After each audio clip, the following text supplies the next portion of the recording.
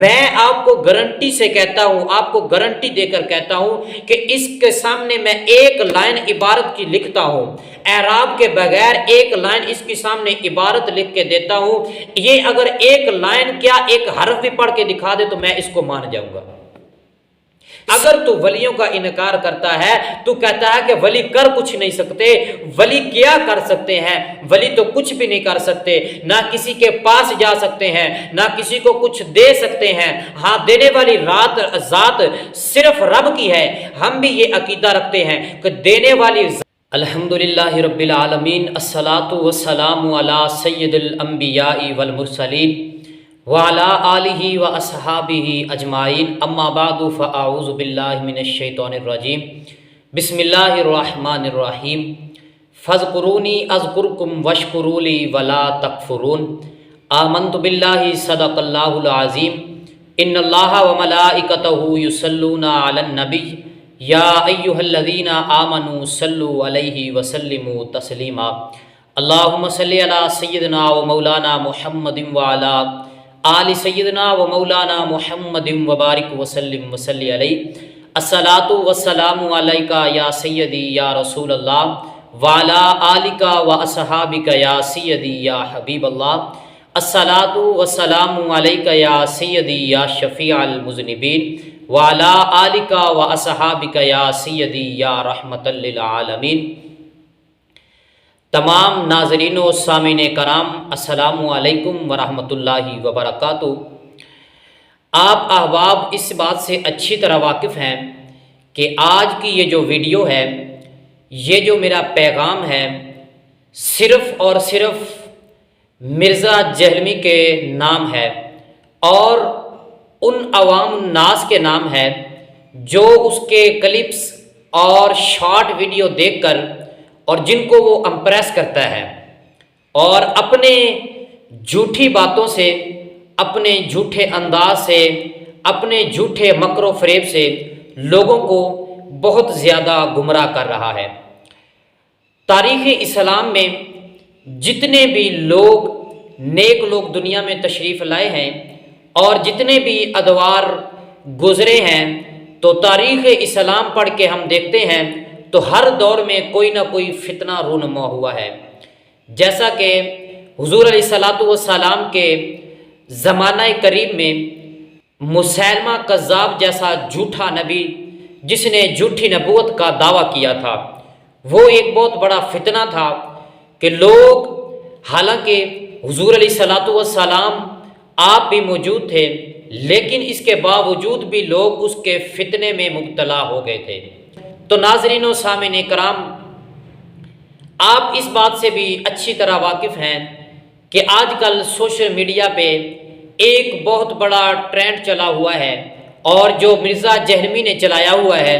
اور جس کا دور دور تک علم سے کوئی تعلق بھی نہیں ہے۔ وہ ایسا آدمی ہے مرزا جہلمی جس کا دور دور تک علم سے کوئی تعلق بھی نہیں ہے، وہ علم کو جانتا تک بھی نہیں ہے اور باتیں ایسی کرتا ہے کہ اس سے بڑا مفکر، اس سے بڑا محدث کوئی دنیا میں آیا ہی نہیں ہے، اور تمام علماء کرام کو، تمام اولیاء کرام کو ایسے دیکھتا ہے اور ان کے بارے میں ایسی باتیں کرتا ہے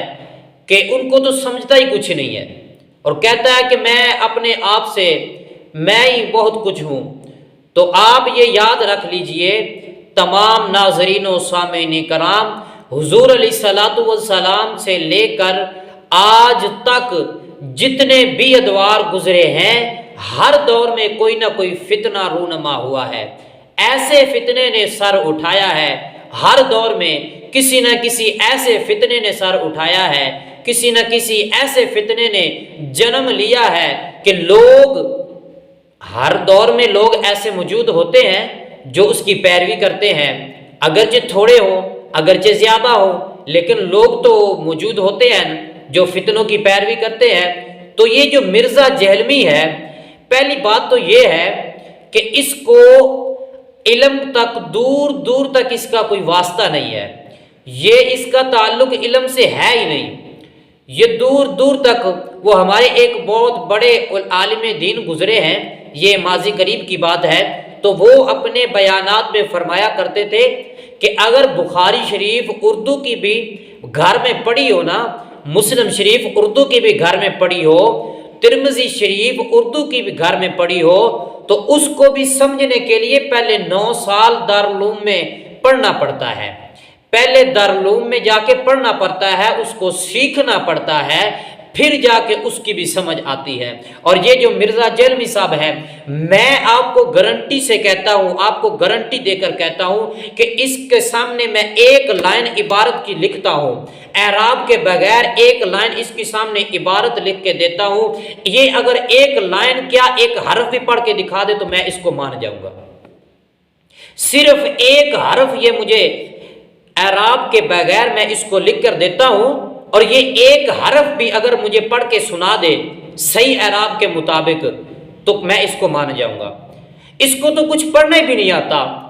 اور حدیثیں جو دیکھ کے اعراب پڑھتا ہے تو اس میں بھی غلطیاں کرتا ہے۔ تو اس نے بس اردو کی شرح رکھی ہوئی ہیں اپنے گھر میں، اپنے پاس اس نے اردو کی شرح رکھی ہوئی ہیں، اور لوگوں کو گمراہ کر رہا ہے، اور کہتا ہے کہ یہ جی بابے کیا کر سکتے ہیں، یہ بابوں کو کیا پتہ ہے۔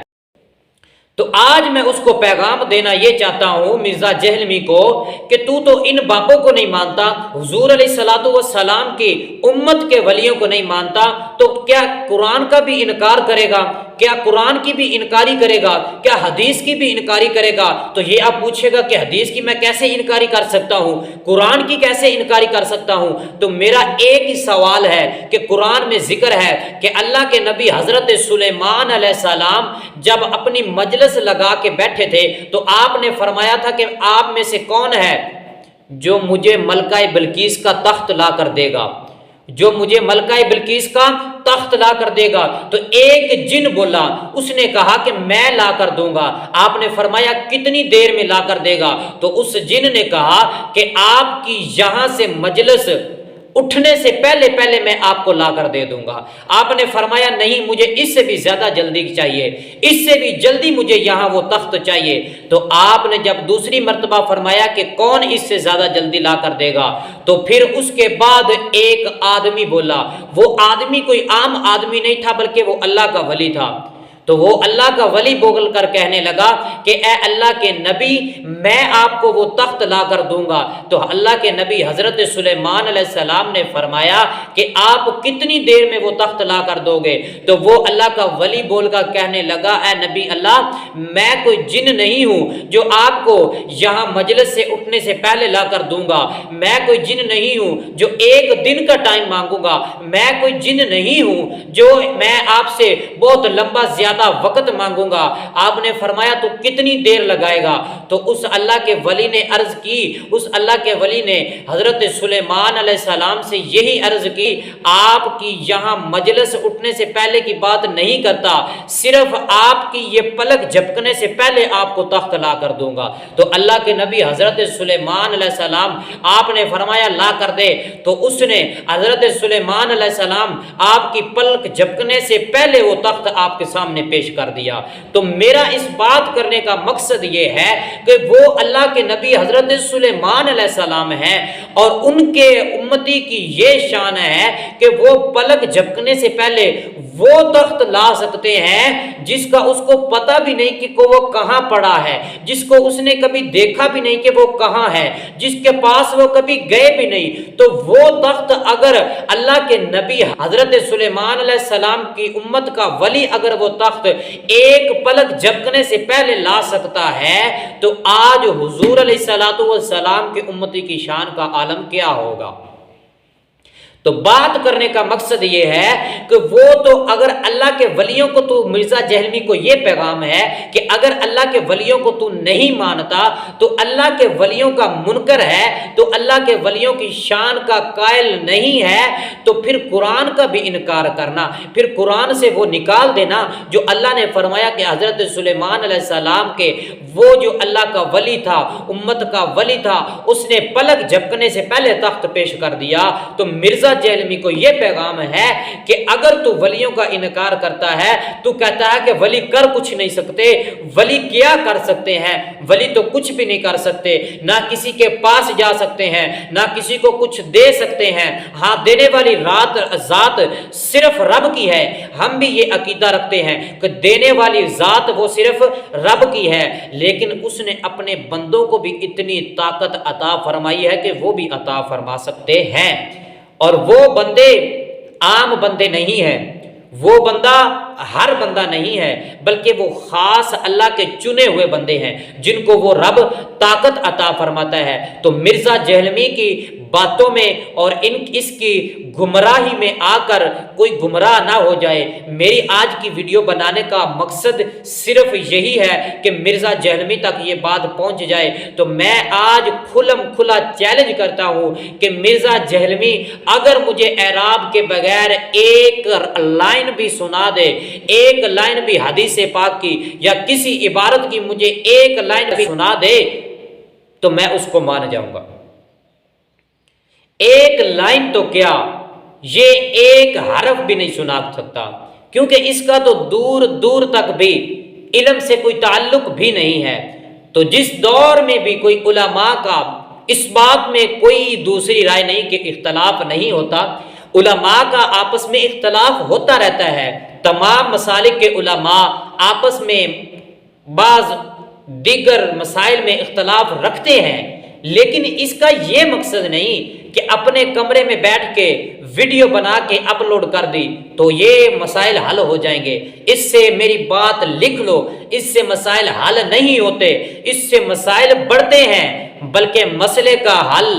1400 سال سے لے کر آج تک یہی چلتا آ رہا ہے کہ جب بھی علماء کا کسی مسئلے میں اختلاف ہوا ہے تو علماء اکٹھے ہو کر بیٹھ کر اس مسئلے کو حل کرتے ہیں، اس مسئلے پر مناظرہ کرتے ہیں۔ تو جب سارے علماء کا متفقہ فیصلہ ہوتا ہے وہی مسئلہ حق پر ہوتا ہے۔ تو حاضرین و سامعین و ناظرین،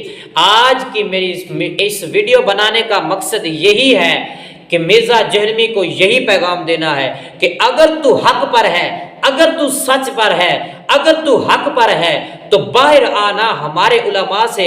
مناظرہ کر، تجھے پتہ چل جائے گا کون حق پر ہے اور کون باطل پر ہے۔ تو آج میرا یہی ویڈیو بنانے کا مقصد ہے، اور ویڈیو بنانے کا مقصد محض یہی تھا کہ مرزا جہلمی کو چیلنج کیا جائے اور اس کو کہا جائے کہ اگر تو حق پر ہے تو ذرا باہر آنا، اپنے حجرے سے باہر نکل، اپنے حجرے سے قدم باہر نکالنا اور ہمارے علماء سے مناظرہ کر اگر تو اتنا ہی حق پر ہے۔ تو میری دعا ہے کہ خالق کائنات ہمیں حق اور سچ کا ساتھ دینے کی توفیق عطا فرمائے، اللہ اور اس کے رسول کی فرما برداری کرنے کی بھی توفیق عطا فرمائے، آمین۔ وآخر دعوانا ان الحمدللہ رب